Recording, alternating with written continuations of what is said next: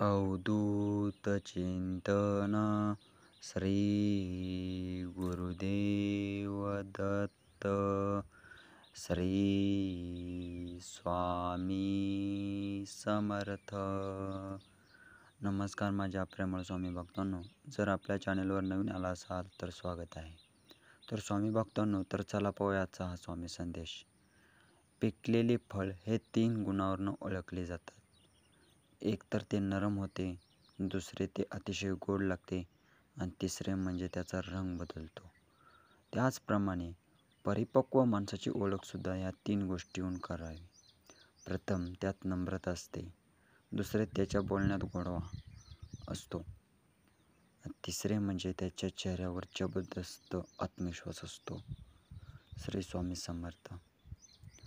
एका गंगेला विचारण्यात आले आहे, तुझ्या पाण्यात अंघोळ केली की सर्व पापे धुतली जातात, त्या सर्व पापांचे तू काय करते?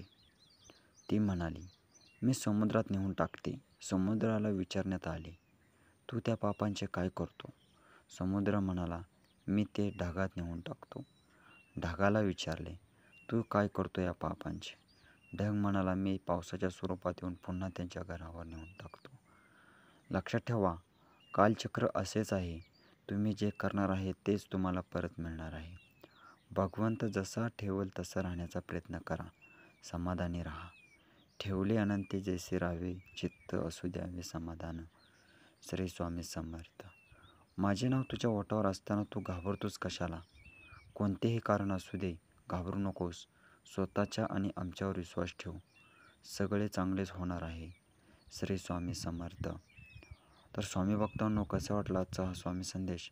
असेच आपले स्वामी संदेश पाहण्यासाठी आपल्या चॅनेलला नक्की सबस्क्राईब करा. तर चला भेटूया अशाच नवीन स्वामी संदेशासह. धन्यवाद.